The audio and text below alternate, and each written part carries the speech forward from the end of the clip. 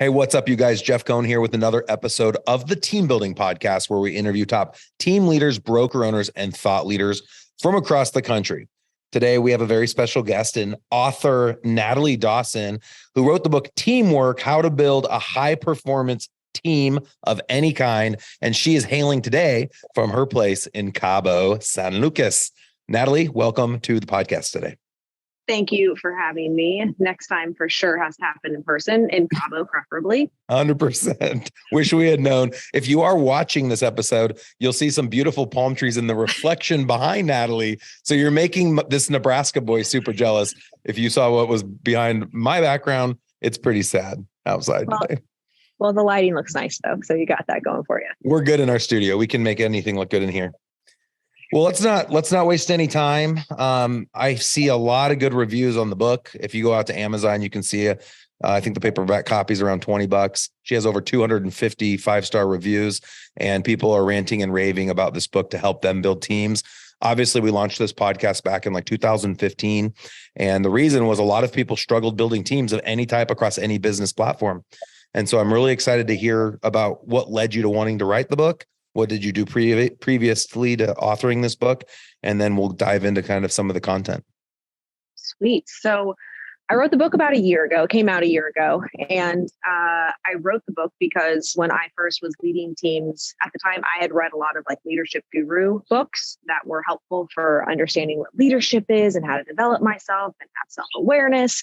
But I didn't really feel like I had tactics. And so when I took on my very first team, I was 22 years old. It was a group of human resources managers, super sexy and exciting. I had no idea what to say to them in a meeting. I showed up to the meeting and I kind of took the friend route because I felt like I was younger than them and I didn't know what stats were supposed to be for them. And so it was just all over the place. And I really felt all over the place for the first 2 years in this leadership management position. And I lost a lot of confidence, to be honest with you, going through the process of being bad at it. And so the company that I was working with, we decided to shut down. And my husband and I, 2 years later, partnered with a guy named Grant Cardone to create a business consulting arm of his business. And since then, that was in 2019. We have 185 stabilized employees. I probably hired 250 over the last 3.5 years. And so I've learned a thing or two about building how to teams. hire, building teams. Okay, so I already have to pause you. There's two big things. First off, the Grant Cardone she's talking about, yes, that is the Grant Cardone that everyone sees all the time. I don't know why, but he's chasing me all over social media. I see him in his planes all the time. Haven't had an invite yet. So Grant, would love to fly on one of your jets. The first point I want to bring up is your authenticity around admitting that you had some immaturity and some growing up to do when you first had the opportunity to lead the HR team. That's the first point, is knowing, hey, I need to become a bigger, better version of myself to be able to accomplish what I want to accomplish. And then you acknowledge the embarrassment that comes along with not being ready for the role. And I think a lot of people that are listening right now have gone through that same thing. So I'm glad you brought up both of those points. Yeah. And no one teaches you how to do this stuff.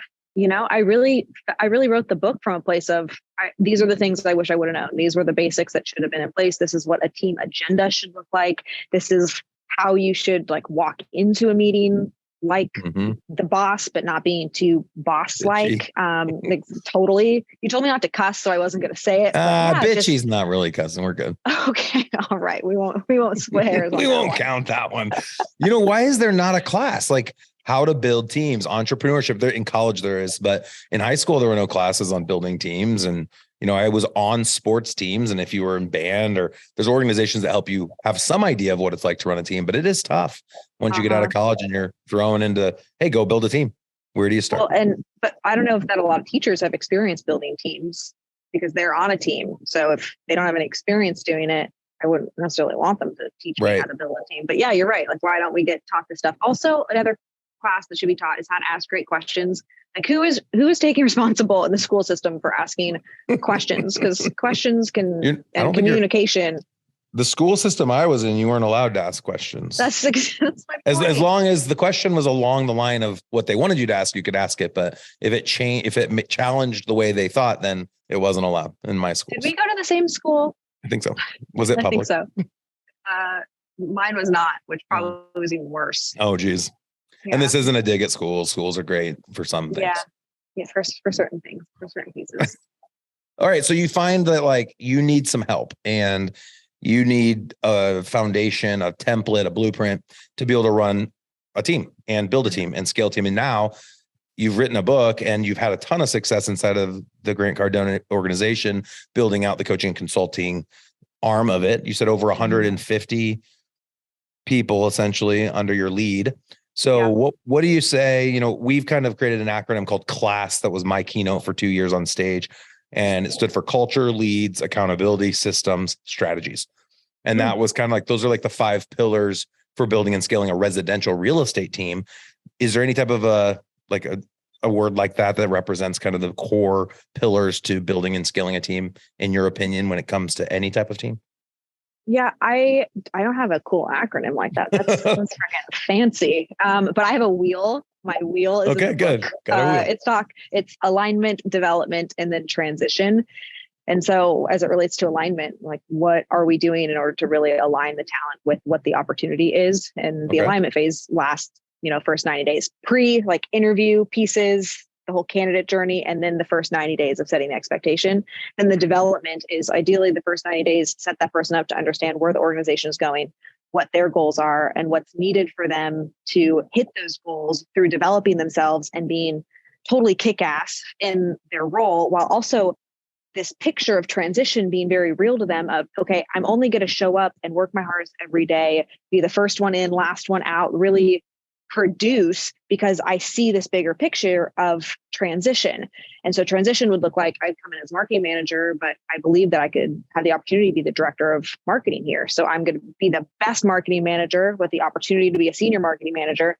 And all of a sudden I'm going to have to align again. So this wheel kind of starts over because I'm in a new role, new position. I have to develop myself in order to transition into the future director. And then once I'm a director, it's very likely that I'm going to want to be vice president. And how cool would it be if I could potentially be a partner in this organization?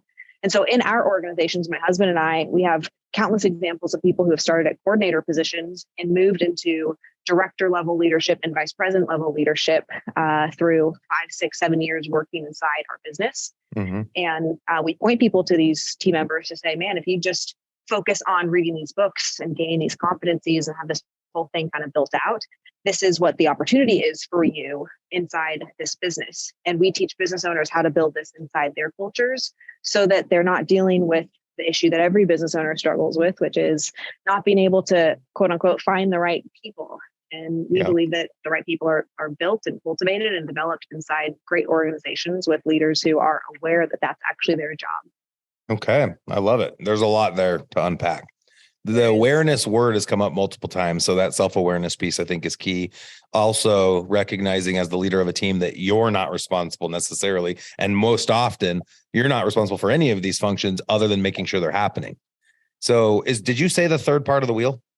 Yeah, the transition. So transition is either up into a new role, or there's that other type of transition, which is like, I imagine like this wheel, like somebody like flying out of the wheel. It's like the person doesn't meet the requirement. Like shooting off, like it's spinning super fast once it's going. And if it doesn't work out, they just kind of like fly out. And hopefully start working for your competitor. I don't know. Here we go. We're going to try one. Let's see. Oh, that's not a shootout, that sound effect. Best thing I got is probably the. There we go. That's usually what happens, I think, when it doesn't work out. Totally. All right. So let's start with the hiring. Okay. So we have a lot of people that listen to the podcast. I mean, of course, there's team focus, a lot of residential real estate agents or investors. They're always talking about recruiting agents, but the roles that they don't talk enough about is recruiting who I call direct reports. So it's your COO. You could hire a CEO, a CFO, a success manager, a trainer, and those types of roles. Where do you think is the best place to start the process of finding that right person? Because you had said build them within, but there's still certain, what we would call an avatar in the investment space of what you want to find as a template, a canvas, if you will, that you want to help build into the person that you're expecting in that role. I've had a significant amount of success finding talent on Indeed, and I do think it's the most cost-effective way to find talent for an organization that's over 50 employees and really recognizes that their biggest issue is not having the right core leadership roles, and they need to hire a lot of them.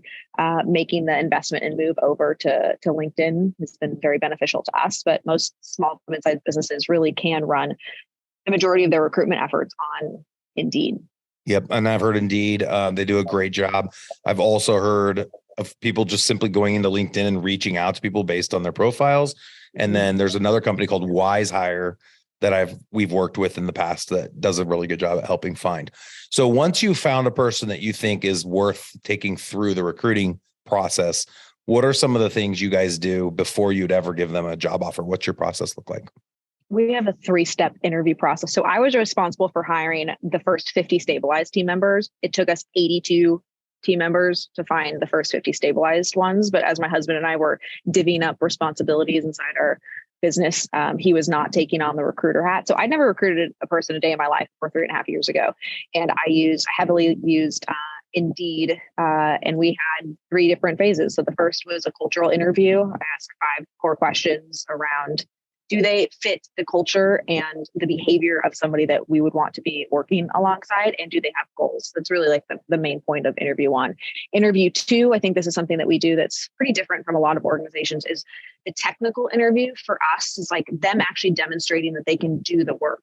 So if we're going to hire a graphic designer, I'm not going to have them in their spare time create an ad for me. I'm going to have them in a 30-minute interview open up Adobe and actually or Canva or whatever the system is, and create an ad in 5 minutes. Because in our business, we're spinning landing pages up in 30 minutes because we're about to make an offer because this audience is happening right now. And so when you actually force somebody to do the work in front of you, you'll start to see things like, oh, well, it normally takes me 3 hours to create something like this. And where's the creative brief? We're like, no, none of that. Make the ad in 5 minutes. This is what's worked in the past. Ready, set, go. And you can see how quickly people respond because in our business, speed is key. I think in every business, speed is key. So as close as they can get to the actual work in a virtual environment is step number 2. And then the last step for us is having them make a presentation on how they represent our 6 core values. So it's a 5-minute presentation. They make different points on, this is how I'm disciplined. This is how I've been transparent. Wow. This is how I've achieved results. And then we either make the offer or we don't. Cool. Do you do any personality reviews? We do a modified DISC assessment. Okay. Yeah, we do the same. Do you use it on everyone? Everyone. What are you? I am a DI. No, ID. I'm an ID. Okay. What are you? I'm a DI, and I would have guessed you're a DI. Yeah. I think I took it 10 years ago. Maybe I've changed between now and then. You do change. Yeah. I think more of a DI now. I think you probably did become more of a D. I think I was an I originally and became more of a D out of necessity. Totally. That's how I would describe my journey as well. Yeah. It's kind of sad. Is it? I just sit here watching these palm trees and I'm like, you know what? Let's not do the podcast. Dana, I want to fly out this afternoon. She invited us. Let's go. I did. Let's get our entourage. I'm in. We're gonna hang out with the Hermosis a little bit later. We could have just a whole fun group. Let's go. Share with us maybe 1 or 2 of your favorite things to do in Cabo. Just to switch gears for a minute. Eat guacamole and chips. That would be number 1. That's it. That's all you need to do. What else is there? Do you drink margs? I'm not a marg drinker. No, but okay. I understand that a lot of people are. And sitting in a hot tub, my husband and I sat in a hot tub for an hour last night and just were able to connect on life and appreciate things. So those would be my top 2. Chips, guac, hot tub. You can do those all at the same time. I love it. Hashtag life goals. All right. So we talked really quickly about that first piece of the wheel, finding the right person, defining what you need to find first. And then we've given some ideas of how to find them. And I loved that you were transparent about taking them through the recruiting process. Of course, with residential real estate, to watch someone in dialogue would be a really good way to recruit an agent, see if they're willing to fail forward. I don't even care that people get it right. Just the fact that they'll do it. I've been in interviews where people are like, well, I'm not ready for that. And I'm like, okay, well, you're not a good fit if we're not ready to hire you. So no. I could see a marketing person who's huge, a huge creative be like, I can't build the ad right now. I'm going to need time for this. Yeah. Not the right place. Yeah. You're not a good fit. So we brought this person now in, they're awesome. And then you had talked about in your wheel, the launch, what did you call it? The second phase? Development. Okay. So this is so key right now in any industry. I think so often we take for granted that people don't know. They're willing to learn. They want to work hard, But I see a lot of organizations that don't have really a strong presence. They'll say, well, go read some books, watch some YouTube videos. What's the real system or process that companies have in place to develop their people? And I see different types of people. Your DIs will take every piece of knowledge there is and read it, listen to it, apply it. And then you have some personality types that just want to get by and they don't want to have to do anything extra if they don't have to. So what is your process for making sure that everyone's developed enough to be able to do the job that you're hiring them to do? So one clarification, we do not assume that when we bring somebody on that we think they're awesome. Like they're good enough to move forward with the interview process. But I think the biggest business owner mistake that I see is they assume that this person is just this unicorn and they're going to help solve their problems. And so if I think like that, I'm not actually going to onboard them correctly because I just assume that they're going to be able to handle and take on these tasks. And I just have to tell somebody to do something one time. And I don't have to document that I asked them to do it in this way or for them to save the password. So now all of a sudden I'm key man dependent upon this person that I spent so much time onboarding, even though they didn't really properly onboard them, that I don't want to have to do all of that a second time. So then I'm just going to keep this underperformer with me for the long haul because I don't want to have to redo this process. And so I never assume that somebody's going to be great and set up the training process so that if I had to fire them in 3 weeks from now, I wouldn't feel like this massive sense of disappointment because I just wasted all this time. Well, and guess what? Most people who hire feel responsible for hiring a bad hire. And they sometimes would rather that their ego gets in the way of letting the person go and saying, hey, it was a bad choice. And 100%. So they keep them in the organization because they don't want to look bad or they don't want to have to do it again. So I love it. This happens all the time in real estate. We let the agents stay in our world, even though we know they're absolutely a disaster, but that we allow the dysfunction of them staying in our world because we're like, what's it hurt us? We'll just leave them there. But it's very problematic to have bad people in your organization. Well, and the visual I like to think about is the business owner is oftentimes just thinking with, oh, Joey isn't helping me get to the next level. And that's really the cost of having Joey still on the team. That's not just the cost. The real cost is you have a team that you've casted this vision. Like, let's use a visual for a second. Yeah. You've casted this vision that you're lifting this huge, massive, freaking 1,000-pound boulder up a hill. If you have a 10-person team, and you're assuming all 10 of you are exerting just as much energy and effort pushing this boulder up a hill, you're not even certain that you're going to get there, but you've convinced all these people that you will. Now imagine that actually instead of having 10 people pushing it, you have 2 people sitting on top of it, adding extra weight. Maybe they're throwing rocks, maybe they're sunbathing, eating chips and guac. They built a little hot tub on the top of your boulder, doing all the fun things. Nice tie-in. Well, it makes the other 8 people like, why am I working this hard when Joe is up there having a great time? And so then Joe starts to join that train, and it permeates your entire team of what level of expectation you have for the people that are in your circle. And so it's not just about Joe not contributing, it's him adding weight and drag and lessening the expectations of the high performers that are looking at you to not actually allow that type of toxicity to exist inside the environment.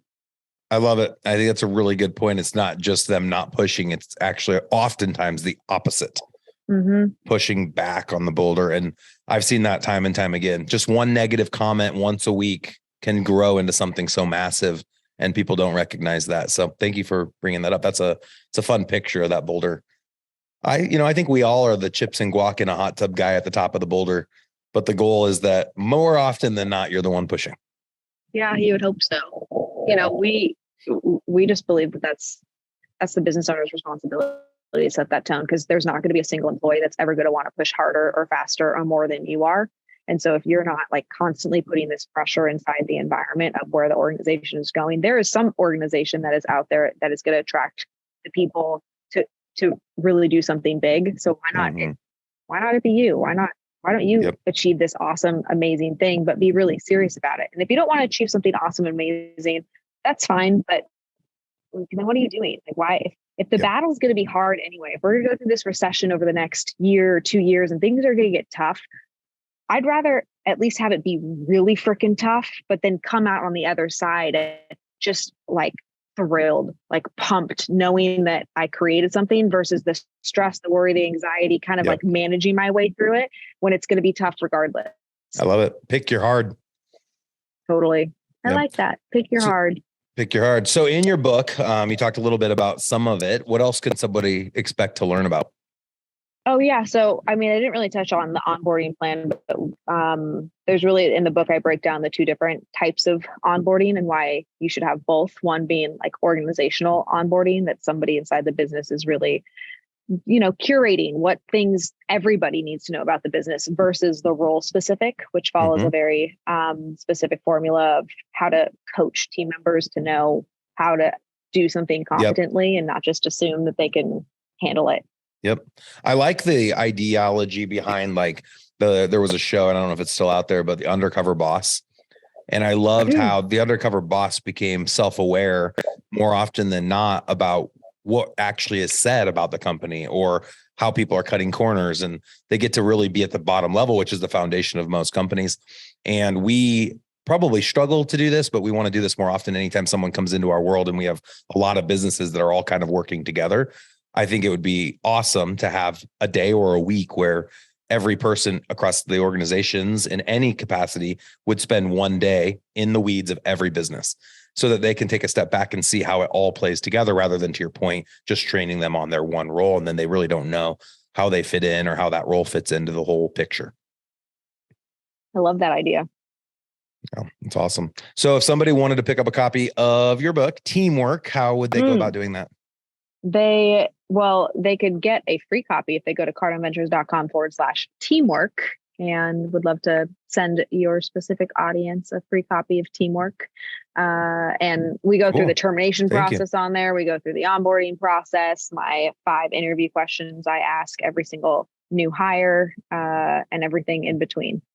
Awesome. Thank you very much. And we can include that, Dana, on our show notes when this gets released, if you guys want to just click on it or just simply go out to the link that she shared. And then if somebody wants to reach out to you directly, where would they go on social? I am most active on TikTok right now. I'm at the Natalie Dawson on TikTok, having a lot of fun there. Are you on TikTok? The Natalie Dawson. Natalie Dawson, of course, wasn't taken, or else I would have picked. Damn it, Natalie Dawson, number 2. What? Honestly, you could have found her. Doing? You could have found probably her. Paid her off. $10, $50. I mean, what's it take? I was super excited. We got our brokerage in Nebraska. We're a Keller Williams franchise, and we wanted the name KW Elite because my real estate team previous was Omaha's Elite Real Estate Group. I was like, I'm never going to get KW Elite, and somebody ended up giving it up. So thank you to Smokey Garrett and his region for giving us the URL. I told him after the fact, I was like, I probably would have paid you like $100,000.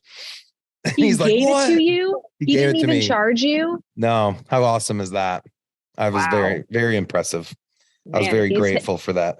Sitting on any other domains that he'd like to make Hey, some Smokey, money if on. you have Natalie Dawson TikTok. So my kids got me on it right when it was cool, like 2 years ago. I have an account. I don't think I've ever used it or would know how to use it. Sadly, I'm 41. I'm feeling. What does that have to do with anything? Well, I know. What does that have to do with anything? You're freaking young. You're 41 years old. So why I would say that sentence isn't because I don't feel young or because I don't feel like I fit into the youthful crowd. It's because my social circle, who I enjoy following, is on Instagram. So some people are still on Facebook, more business related topics, but Instagram is more where I would spend my time. Okay. So I predict that's going to change shortly. That's going to change like 6 months. I've heard that. You think it's going to happen? 100%. Well, what's going to take its place? TikTok? Totally. Where does everyone migrate? And then what's the next thing? Is there a word yet? What's the one that's like real life? Like, yeah. My kids are into that today. Like, what's it called? Reality, real yeah, you. Be real. Yeah. So if anyone hasn't heard of Be Real, it like notifies you sometime during the day and says, hey, take a selfie. And when you take it, it shows yourself and what's behind you. And you like rank up better if you do it right when it says you have to do it, because you want the whole world to see your real life, not your pretend life. It's like Natalie positioned herself with the palm trees, but if we really saw her, she was probably in the room sick because she OD'd on chips and guac about last night. I OD'd in the hot tub. I woke up in 100%. The hot tub this morning. 100%. Awesome. Well, I love TeamWork. I love the focus on it.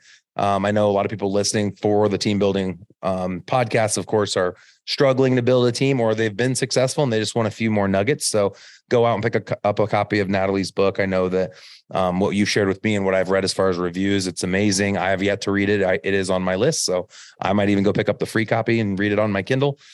Without further ado, I would like to invite anyone and everyone listening. If you'd like more information about building teams and you want to check out future events that we're going to be hosting, go to growwithers.com. We have a workshop in Omaha, Nebraska coming up in March. And then our national team building summit we host in Omaha as well is coming up this summer. We also give away a bunch of freebies on the website. You can join the podcast group. There's a bunch of other stuff out there. So don't waste the opportunity to go out to growwithers.com. Also, if you found this episode valuable and you want to give a shout out to Natalie Dawson, the Natalie Dawson, please give her a shout out on any podcast app you're using. Go give us a 5-star review and say something positive to Natalie so that more people can find her and can find her book. That's so great. You're really good at you run a podcast. That was a super smooth ending. We're doing a podcast, man. We're having fun. Fucking great. All right. Well, appreciate you coming on today, Natalie. Enjoy your chips. Thank you for having me. Oh, I will. And we'll definitely have to get you back on sometime. Sounds good. That's the plan. Okay. Talk to you later. Bye.